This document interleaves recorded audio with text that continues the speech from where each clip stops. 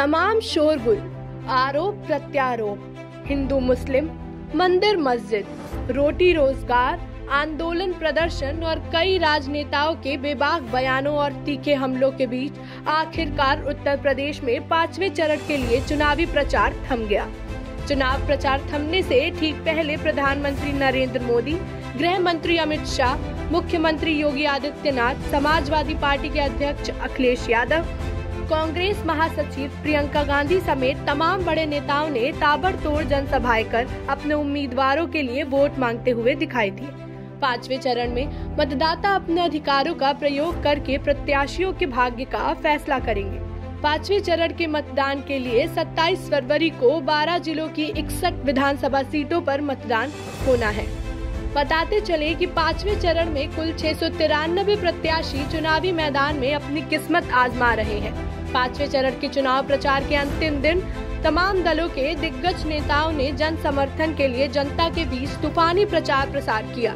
सभी पार्टियों के बड़े चेहरों ने प्रचार करते हुए मतदाताओं से समर्थन मांगा। बात करें 5वें चरण में अपनी किस्मत आजमा रहे बड़े चेहरों की, तो ठीक चौथे चरण की तरह इसमें भी कई वीवीआईपी शामिल हैं। प्रतापगढ़ के कुंडा वाले राजा भैया भी पहली बार अपने पार्टी के साथ चुनावी नदी में तैर रहे हैं। इसके साथ ही प्रदेश के डिप्टी सीएम केशव प्रसाद मौर्य, तनुज पुनिया, आराधना मिश्रा मोना, शाइस्ता परवीन, गुलशन यादव भी चुनावी ताल ठोक रहे हैं। वहीं वीआईपी सीटों की बात करें तो अमेठी, रायबरेली, चित्रकूट, रामपुर खास, कुंडा, सिराथू, प्रयागराज पश्चिम, प्रयागराज उत्तर, प्रयागराज दक्षिण, जैतपुर, अयोध्या, गोंडा शामिल हैं।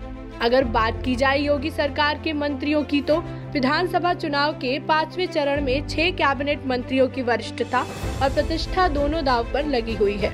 इसमें केशव प्रसाद मौर्य, नंद गोपाल गुप्ता नंदी, सिद्धार्थनाथ सिंह, चंद्रिका प्रसाद, मोती सिंह जैसे बड़े बड़े चेहरे शामिल हैं।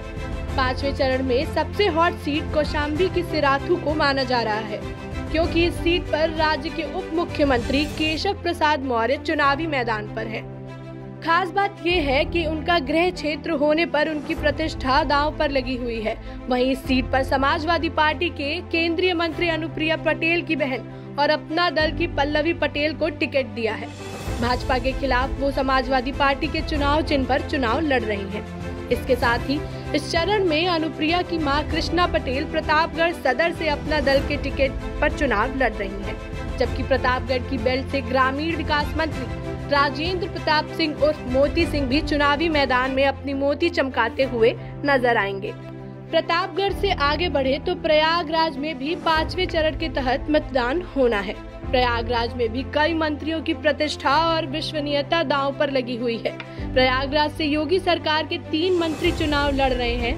हालांकि केशव प्रसाद मौर्य सिराथू सीट से चुनाव लड़ रहे हैं, लेकिन वो प्रयागराज से नजदीक होने के कारण वे प्रयागराज से भी ताल्लुक रखते हैं, जबकि प्रयागराज पश्चिम से खादी एवं ग्राम उद्योग मंत्री सिद्धार्थनाथ सिंह उम्मीदवार हैं और प्रयागराज दक्षिण से राज्य अल्पसंख्यक कल्याण मंत्री नंद गोपाल गुप्ता नंदी चुनावी मैदान में हैं।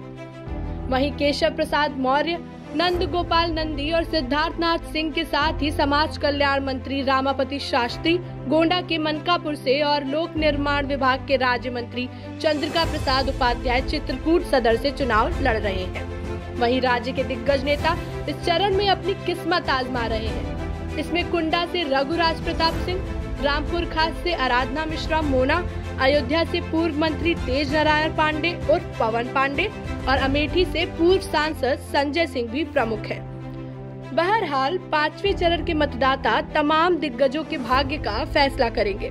देखना रोचक होगा कि प्रयागराज छात्रों पर पड़ी पुलिस की लाठी क्या सरकार का काम बिगाड़ेगी? क्या प्रतापगढ़ के कुंडा वाले राजा भैया का एक बार फिर बुलंद होगा? देखना ये भी रोचक होगा कि चुनाव में किस्मत आजमा रहे योगी सरकार के कैबिनेट मंत्री फिर मंत्री पद की शपथ लेते हुए दिखाई देंगे। लेकिन सरकार की चलेगी, सत्ता कौन संभालेगा, ये तो 10 मार्च का दिन ही तय करेगा।